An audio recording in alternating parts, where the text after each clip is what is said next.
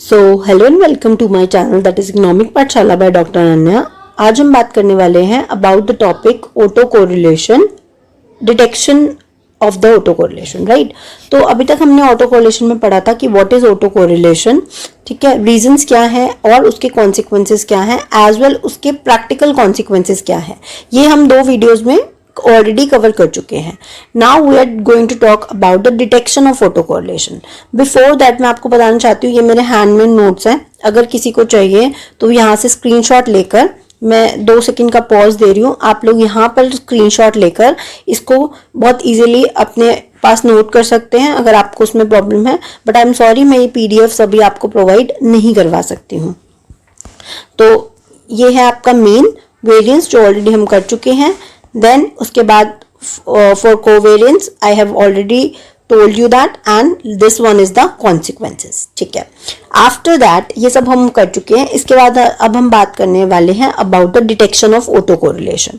सबसे पहला जो मेथड है वो है ग्राफिकल मेथड, जिसमें कि आपको ये दिखाया गया है कि ये how we are going to detect कि ऑटो कोरिलेशन हमारे मॉडल में कैसा है, पॉजिटिव है या नेगेटिव है।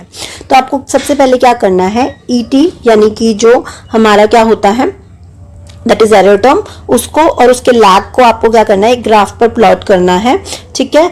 और अगर आपका जो ग्राफ है वो कुछ इस तरीके का बनता है, यानी कि आपके जो साइंस हैं वो फर्स्ट और थर्ड में आते हैं, जो भी वैल्यूज आ रही हैं वो फर्स्ट और थर्ड में आती हैं, तो इसको हम पॉजिटिव ऑटो कोरिलेशन कहते हैं, पॉजिटिव। और ठीक है, और अगर आपका जो है ऐसे पॉजिटिवली स्लोप बन रहा है और ये इस तरीके से नेगेटिवली स्लोप बन रहा है, यानी सेकंड और फोर्थ क्वाड्रेंट में अगर आपकी वैल्यूज लाई कर रही हैं, तो इसको हम बोलेंगे नेगेटिव ऑटो कोरिलेशन है।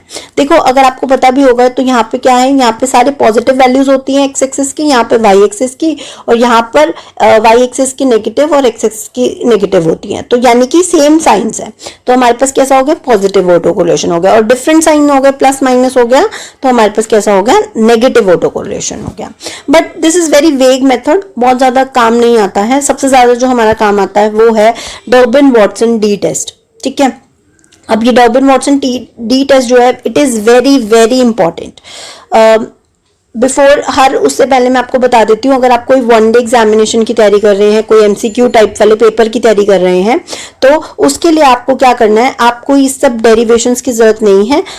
ये जो है आपको दे रखा है अबाउट द फॉर्मूला, बस इसमें आपको फॉर्मूला उसके आगे का जो पार्ट कराऊंगी वो पता होना चाहिए। But if you are opting for any subjective examination, तो आपको क्या करना है, ये डेरिवेशन पूरा सब करके दिखाना है।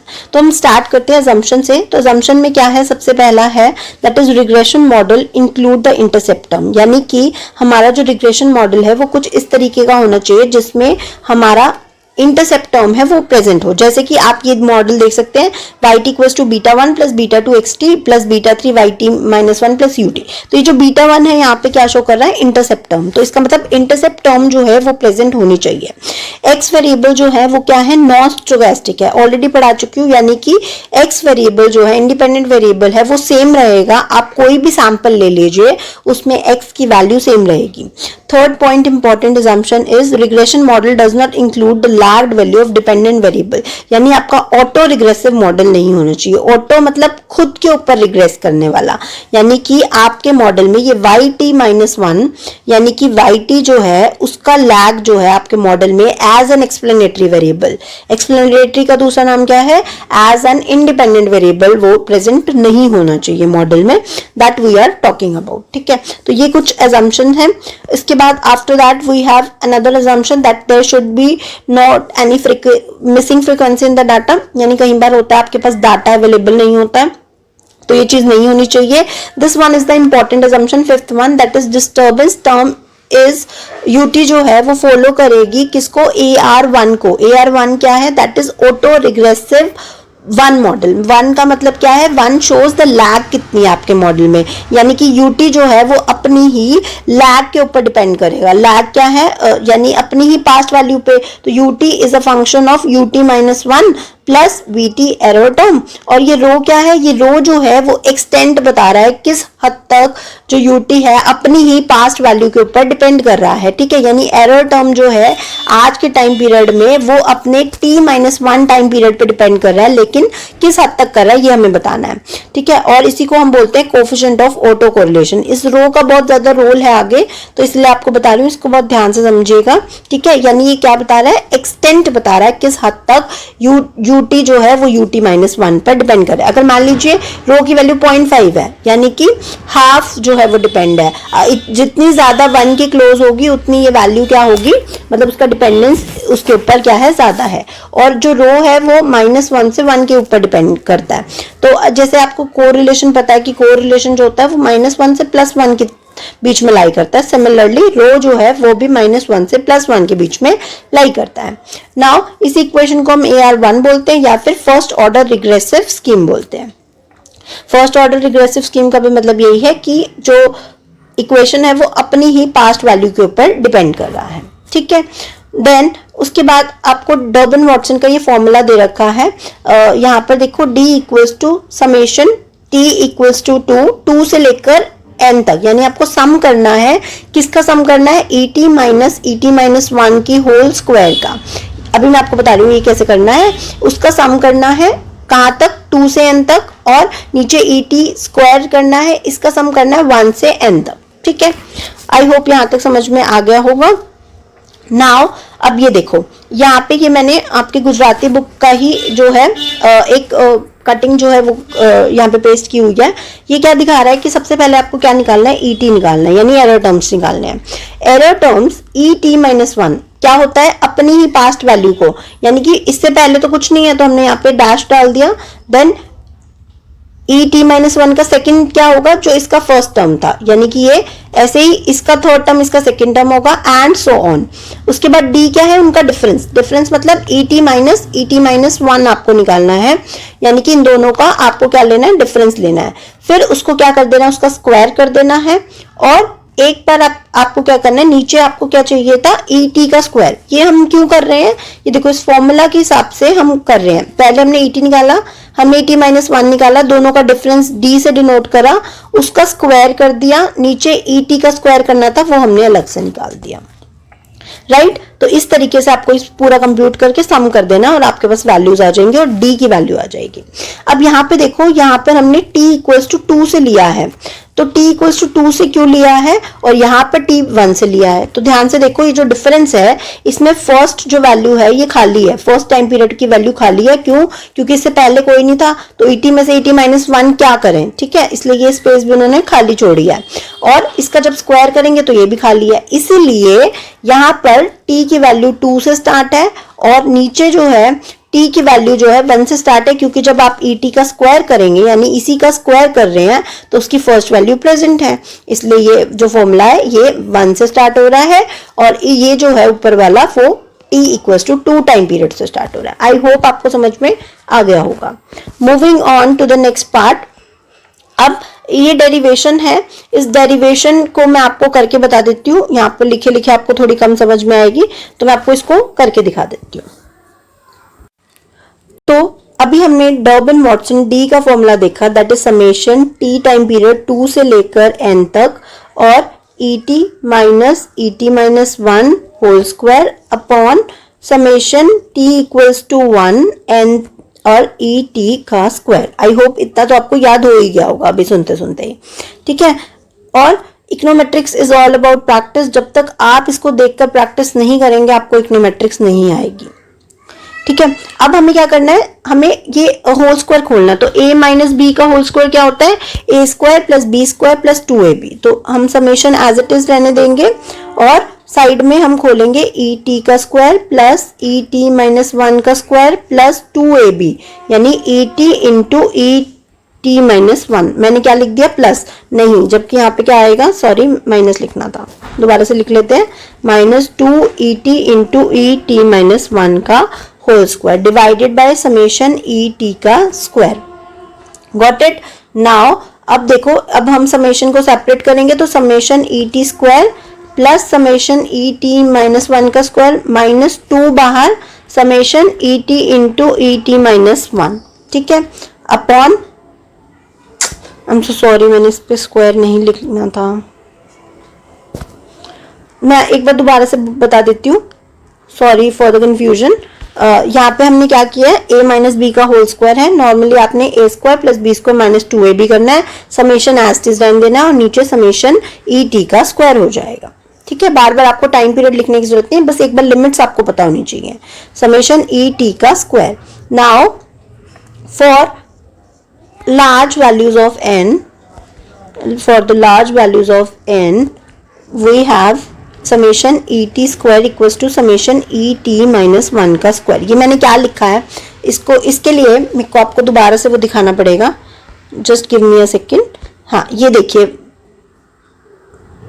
फाइल, इसमें अगर हम समेशन ई टी स्क्वायर कर दे, यानी इसका समेशन कर दे और समेशन ई टी माइनस 1 का स्क्वायर कर दे, यानी ये जो समेशन आया हुआ है ये वाला, और अगर इसका समेशन करके इसका मतलब इसका स्क्वायर करके समेशन कर दे तो वो दोनों अप्रोक्सीमेटली इक्वल आएगा for the large values of N, यानी कि एन अगर 30 से ऊपर है और अगर आप इन दोनों का स्क्वायर करते हैं, देखो क्या होगा जब आप इसका स्क्वायर करके सम करोगे तो सिर्फ एक 30.5 का डिफरेंस आएगा, ठीक है, क्योंकि बाकी वैल्यूज तो सेम ही है, ठीक है, नॉट सॉरी 30.5 का नहीं, नीचे वाले जो है जो भी एक एक्स्ट्रा टर्म आएगी उसका जो स्क्वायर करेंगे उसके, तो वो 0.9 के अराउंड आपका डिफरेंस आएगा, यानी बहुत ज्यादा डिफरेंस नहीं है।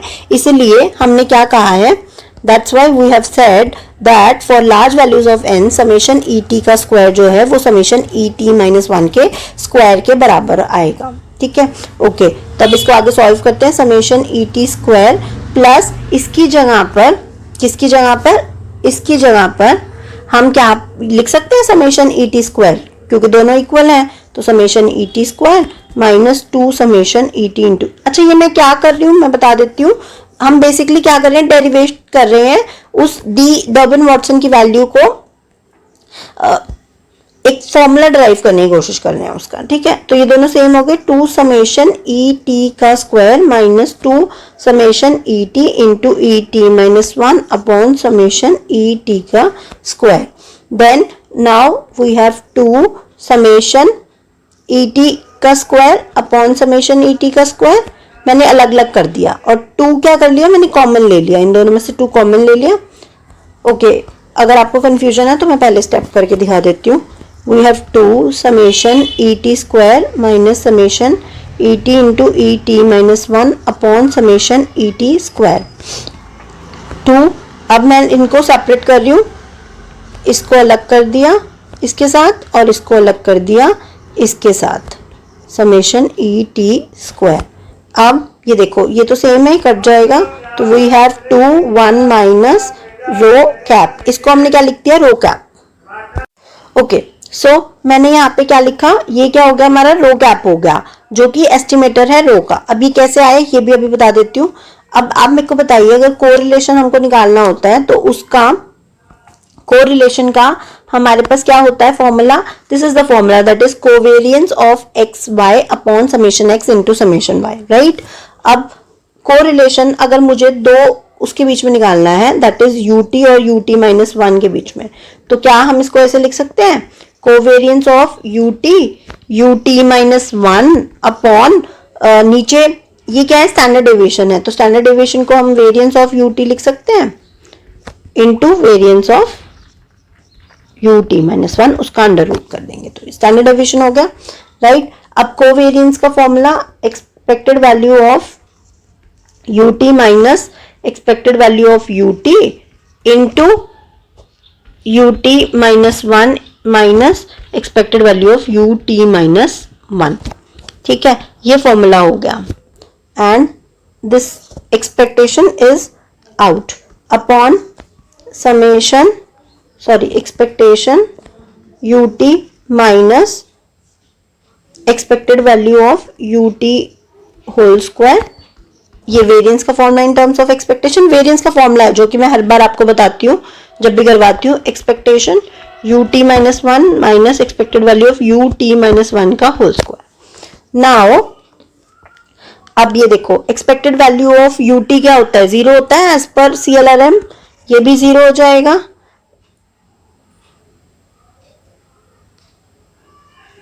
ठीक है, तो हमारे पास क्या बच जाएगा, we have expected value of ut into ut minus 1 upon expected value of, ये बाहर है होल स्क्वायर, तो एक्सपेक्टेड वैल्यू ऑफ ut क्या हो जाएगा 0, ये भी क्या हो जाएगा 0।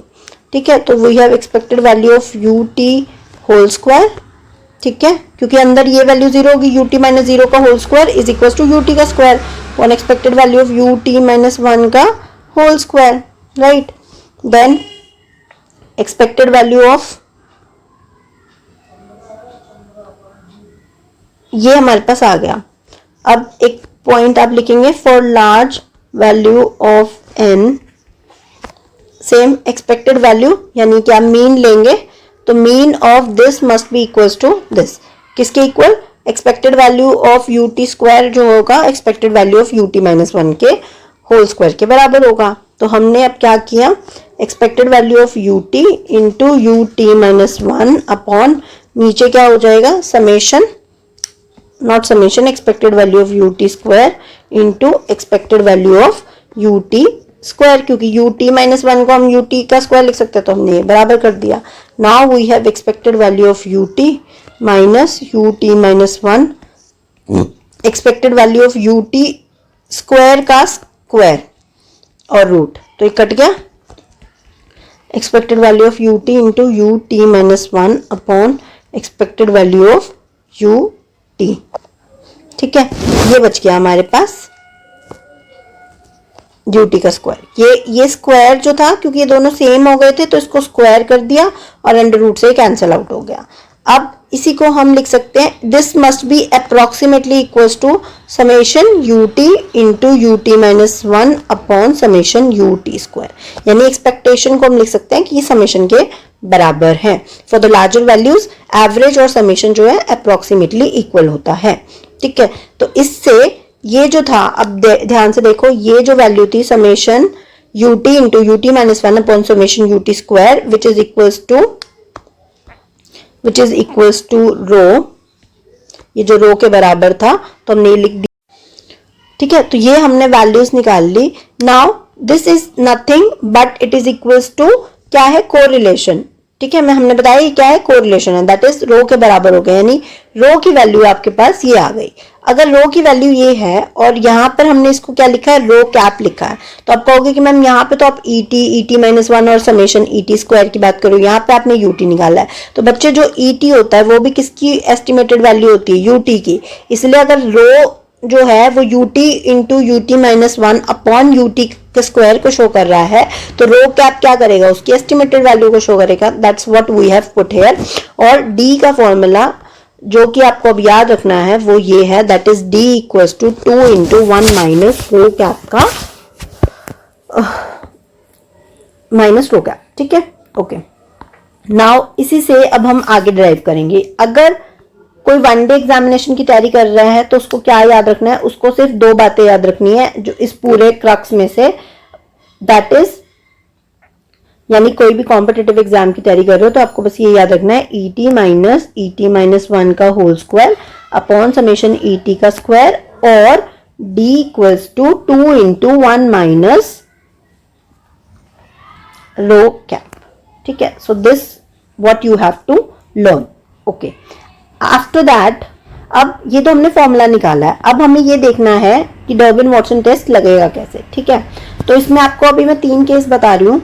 इफ रो की वैल्यू 1 माइनस 1 है, अगर रो की वैल्यू 0 है, रो कैप की वैल्यू 1 है, यानी कि perfect negative auto correlation, no auto correlation and positive auto correlation. तो क्या होगा बच्चे, अब ये नेगेटिव ऑटो कोरिलेशन है, तो अगर आप यहाँ पे -1 पुट करेंगे, इसकी जगह -1 पुट करेंगे, तो 2 इंटू 1 इंटू -1, तो माइनस माइनस प्लस 2 इंटू 2 4 हो जाएगा। ठीक है, देन नो ऑटो कोरिलेशन है, 0 है तो 2 1 माइनस 0 दैट इज 2 हो जाएगा, और 1 है तो 2 1 माइनस 1 दैट इज 0 हो जाएगा। ठीक है, सो डी की वैल्यू आपकी 0 से 4 के बीच में कहीं ना कहीं लाई करेगी, 0 से 4 के बीच में लाई करेगी। ठीक है, यानी 0 है तो आप कहोगे कि पॉजिटिव ऑटो कोरिलेशन है डी के कॉन्टेक्स्ट में, और अगर 4 है तो हम कहेंगे नेगेटिव ऑटो कोरिलेशन है। और 2 है तो नो ऑटो कोरिलेशन है। बस ये बात आपको याद रखनी है। Again this pointer you need to learn. Then after that steps देखते हैं हम क्या स्टेप्स होते हैं अगर हमें डी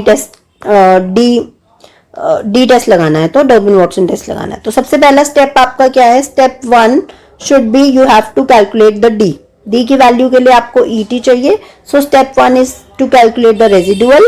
देन आपको इस डी को कैलकुलेट करना है यूजिंग दिस फॉर्मूला, ठीक है। डी की वैल्यू आ जाएगी। देन उसके बाद आपको डिसाइड करना है दैट DL एंड DU की क्या वैल्यू होगी, ठीक है। अब ये DL और DU क्या है इसके बारे में आपको बताती हूँ। तो सबसे पहले आप अपने नोट्स में एक लाइन खींच लीजिए, ठीक है। एंड 1 सेकेंड,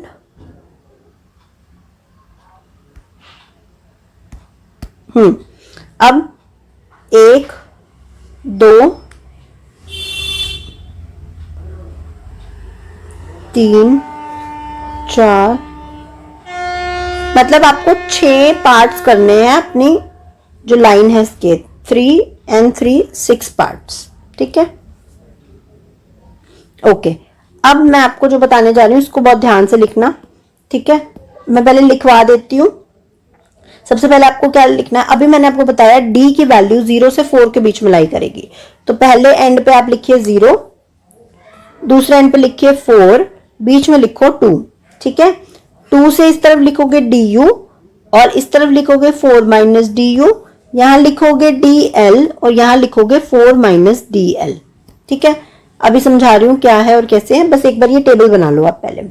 यहां पर लिखोगे H0 को हम रिजेक्ट करेंगे, यहां पर लिखेंगे जोन ऑफ इनडिसीजन, यहां लिखो एक्सेप्ट H0, यहां लिखो एक्सेप्ट H0 स्टार, यहां लिखो zone of indecision and then यहां लिखेंगे रिजेक्ट H0 स्टार, ठीक है।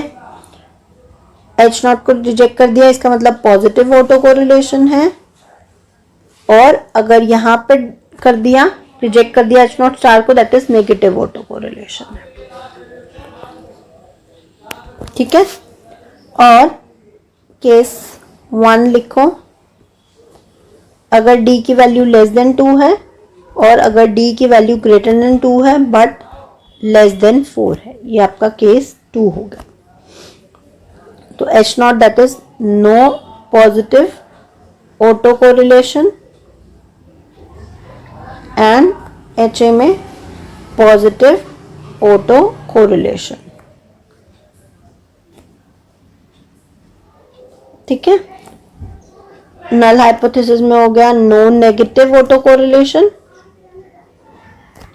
और HA हो गया नेगेटिव ऑटो कोरिलेशन। देखो बच्चे, मैंने आपको क्या बोला, अब आप स्टेप समझिए कि कैसे आपको डी टेस्ट को फाइंड आउट करना है। सबसे पहला स्टेप मैंने आपको क्या बताया, आपको ई निकालना है यानी रेजिडुअल निकालना है।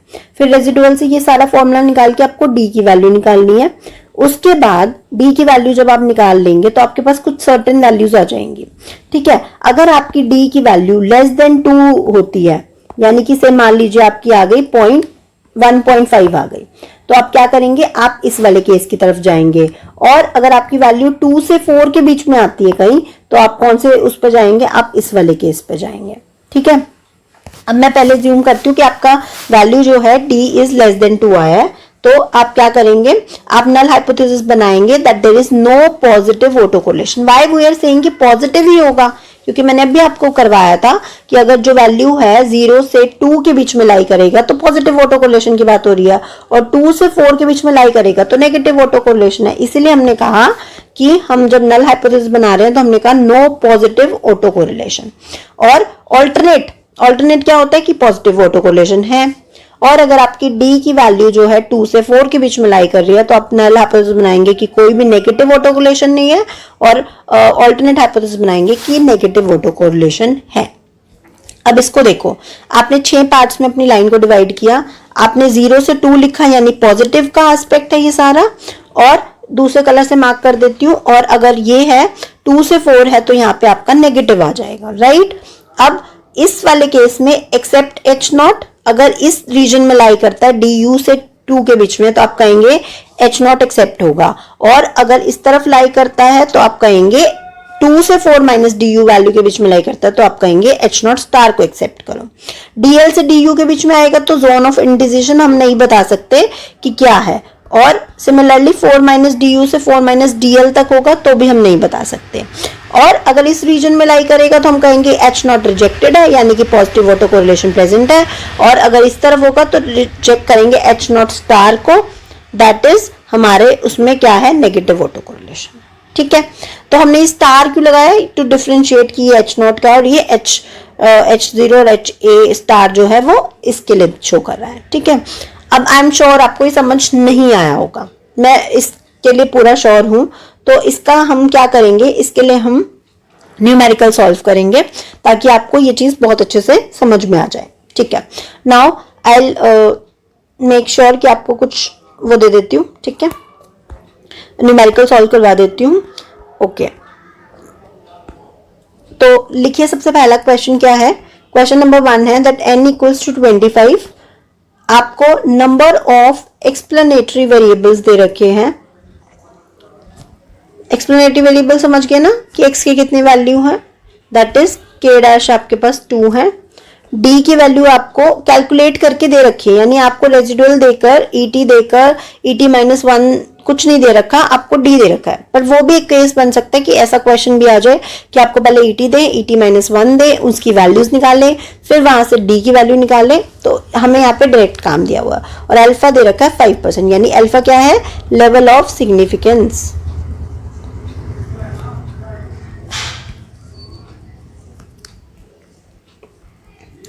Level of significance. ठीक है, अब आप देखो, सबसे पहला काम मैंने आपको क्या कहा था, स्टेप 1 था that is you have to calculate et, then you have to calculate the d। तो ये 2 काम ऑलरेडी आपको दे चुके हैं, वो कर चुका है आपके लिए। तो थर्ड स्टेप था कि हमें क्या करना है, d की वैल्यू निकालनी है, जो कि अब हमारे को ऑलरेडी गिवन है।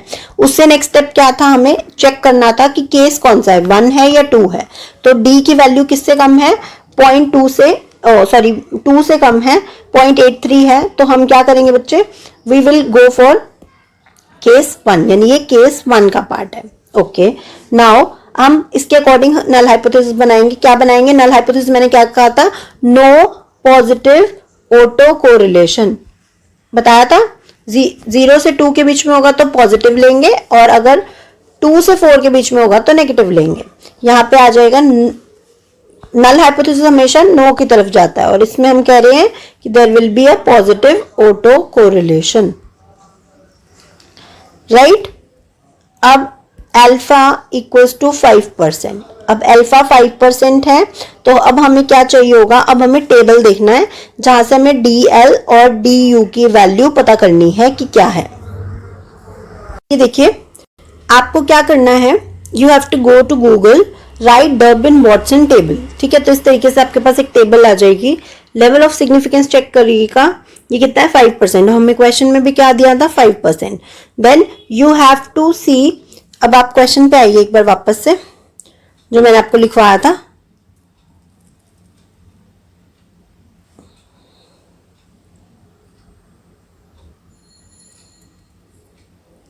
देखिए, ये आपका क्वेश्चन है, n इक्वल्स टू 25 एंड आपके नंबर ऑफ एक्सप्लेनेटिव वेरिएबल्स यानी k की वैल्यू आपको 2 दे रखी है, तो इसको ध्यान रखिएगा।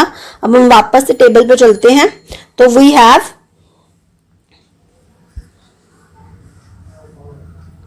Okay, so we have n equals to 25, this is the point, and k की वैल्यू 2। यहां से 25 और यहां से 2 पे चलिए तो dl की वैल्यू है 1.21 एंड इसकी वैल्यू है 1.55। तो अब हमें ये वैल्यूज नोट करनी है, 1.21 एंड 1.21 एंड 1.55, ये हमें वैल्यू दे रखी है। अब हम क्या करेंगे, टेबल बनाएंगे। Table in the sense of वैसे ही लाइन हम खींचेंगे, और 1 2 3, अब हम 3 लाइंस खींच रहे हैं। क्यों, क्योंकि हमारी जो वैल्यूज हैं वो कहां से कहां लाई कर रही है, it will lie between, sorry एक ये रह गया, 0 से 2 के बीच में लिखनी है। और इससे पहले हमने यहाँ पे क्या लिया था, DL और DU। अब आप ध्यान से देखिए एक और चीज जो मैं आपको यहाँ पे नोट करवाना चाहती हूँ। डीएल की वैल्यू डॉबलिन वाटसन का लोअर और डीयू है डॉबलिन वाटसन का अपर। तो लोअर की वैल्यू है कम और अपर की वैल्यू है ज्यादा, इसलिए हमने पहले क्या लिखा डीएल और फिर लिखा डीयू। क्यों? क्योंकि जब आप नंबर लाइन पे चलेंगे तो ऑब्वियसली 0, 1.21, 1.55 और 2 नंबर लाइन पे ऐसे ही आएगा इंक्रीजिंग ऑर्डर में। ठीक है, तो अब आप ध्यान से देखिए, तो इस तरीके से हमने इसको बनाया फिगर को। अब अगर आपको याद हो यहाँ पे क्या था, एक्सेप्ट एच नॉट, यहाँ था रिजेक्ट एच नॉट, और यहाँ पे बीच में क्या था, zone of indecision, sorry zone of indecision, right. तो अगर हम इस तरीके से करेंगे तो अब क्या आ जाएगा यहाँ पर, we have to accept H naught, we have to reject H naught और जोन ऑफ इनडिसीजन। तो हमारी जो वैल्यू है डॉबलिन वाटसन की 0.83 किसके बीच में आएगी, यहां पर आएगी कहीं 0.83। तो हम क्या कहेंगे, we will reject H naught, और एच नॉट को रिजेक्ट कर दिया, इसका मतलब there is a chances of positive auto correlation, there is positive auto correlation in your data, that's what we are saying, there is positive auto correlation. ठीक है, तो ये हमारे पास आंसर आ जाएगा। Now similarly I would like कि मैं आपको एक और करवा दूं क्वेश्चन जो कि किससे रिलेटेड है, हमारा नेगेटिव ऑटो कोरिलेशन से है, लेकिन वो मैं आपको सीधा डायरेक्ट इसमें से करवा देती हूँ नोट्स में से, ताकि टाइम बच जाए। Now this question, see this question. Okay, अब हम नेक्स्ट क्वेश्चन देखते हैं, that is we have n equals to 60, k dash that is number of explanatory variables be 6, d equals to 3.72। Since अब हमें क्या करना है, सबसे पहले हम रेजिडुअल्स निकालते हैं, फिर हम डी की वैल्यू निकालते हैं। दोनों स्टेप हमें करने की जरूरत नहीं है क्योंकि हमें डी की वैल्यू गिवन है। थर्ड स्टेप था, अब देखना केस कौन सा है 1 और 2 में से। सिंस हमारे जो डी की वैल्यू है वो 2 से बड़ी है, 4 से कम है, इसलिए हम कहेंगे कि it will a case of 2। इसके अकॉर्डिंग हम नल और ऑल्टरनेट हाइपोथेसिस बना लेंगे। ठीक है, जो कि हमने बना ली। अल्फा हमारे को 5% गिवन है। अब हमें क्या करना है, DL और DU की वैल्यू निकालनी है। जैसे मैंने आपको टेबल में दिखाया था, K की वैल्यू आप 6 पे जाएंगे, इस साइड से 60 पे देखेंगे तो आपके पास कुछ इस तरीके से वैल्यू आ जाएगी, that is DL and DU की। ठीक है, अब हम क्या बनाएंगे, ये वाला पॉइंट बनाएंगे। पूरा चार्ट नहीं बनाना है आपको, सिर्फ नेगेटिव ऑटो कोरिलेशन जोन वाला बनाना है, that is 2, 4 minus DU, 4 minus DL and 4। ठीक है, अब इस पॉइंट को बहुत ध्यान से समझेगा जो मैं अभी आपको बताने वाली हूँ। We have DL equals to 1.372 जो कि हमने टेबल में से निकाला है, and DU equals to 1.808, right. तो DL की वैल्यू कम है, DU की वैल्यू ज्यादा है। अभी बताया था यहाँ पर भी कि नंबर ऑफ, जब नंबर लाइन पे देखते हैं तो DL की वैल्यू लोअर लिमिट वाली वैल्यू कम है और अपर लिमिट की वैल्यू ज्यादा है। लेकिन जब हम इधर बना रहे हैं इस ग्राफ को तो हमने लिखा है 2, 4 माइनस DU, 4 माइनस DL, यानी कि बड़ी वैल्यू माइनस करोगे तो ऑब्वियसली आपका आंसर छोटा आएगा, और जब छोटी वैल्यू माइनस करोगे तो आंसर क्या आएगा, बड़ा आएगा। सिंपली ये कहना चाह रही हूं। तो अगर आपकी DL की वैल्यू 1.372 है तो आपकी 4 माइनस DL की वैल्यू क्या हो जाएगी, 2.628, और अगर DU की वैल्यू 1.808 है तो आपकी 4 माइनस DU की वैल्यू 2.192 आएगा। तो जब हम नंबर लाइन पे चलेंगे तो पहले 2 आएगा, फिर क्या आएगा 2.192, फिर आएगा 2.628, फिर आएगा 4, राइट। तो इसीलिए जब हमने यहां पर 4 माइनस DU पहले लिखा है और यहां पर 4 माइनस DL बाद में लिखा है।